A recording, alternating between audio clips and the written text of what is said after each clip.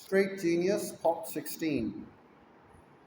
Like physical pain or psychological pain, some our psychological pain is an indication of something out of equilibrium, some limitation that has been exceeded, and like our physical pain, our psychological pain is not necessarily always bad or even undesirable.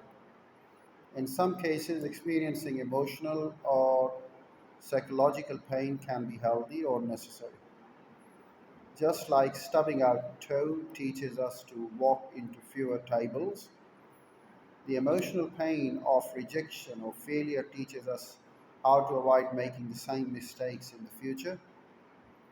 And this is what's so dangerous about society that coddles itself more and more from the inevitable discomforts of life. We lose the benefit of experiencing healthy doses of pain, a loss that disconnects us from the reality of the world around us. You may salivate at the thought of a problem free life,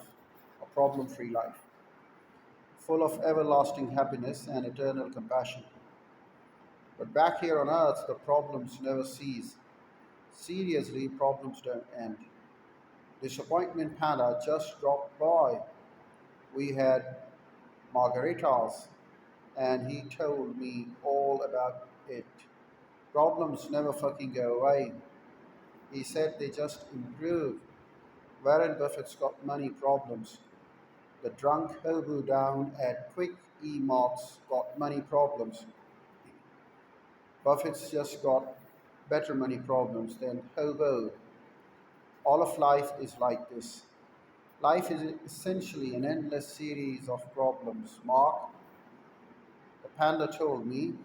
He snipped his drink and adjusted the little pink umbrella. The solution to one problem is merely the creation of the next one. A moment passed, and then I wondered where the fuck the talking panda came from. And while we're at it, who made these margaritas? Don't hope for a life without problems. The panda said, there is no such thing. Instead, hope for a life full of good problems. And with that, he set his glass down, adjusted his sombrero, and sauntered off into the sunset. Happiness comes from solving problems. Problems are a constant in life. When you solve your health problems by buying a gym membership, you create new problems like having to get up early to get to the gym on time, sweating like a myth head for 30 minutes on an elliptical, and then getting showered and changed for work so you don't stink up the whole office. When you solve your problem of not spending enough time with your partner Wednesday, by designing Wednesday night, by designing Wednesday night, the date night, you generate new problems, such as figuring out what to do every Wednesday that you both won't hate, making sure you have enough money for the nice dinners, rediscovering the chemistry and spark you two feel you've lost, and unraveling the logistics of fucking in a small bathtub filled with too many bubbles.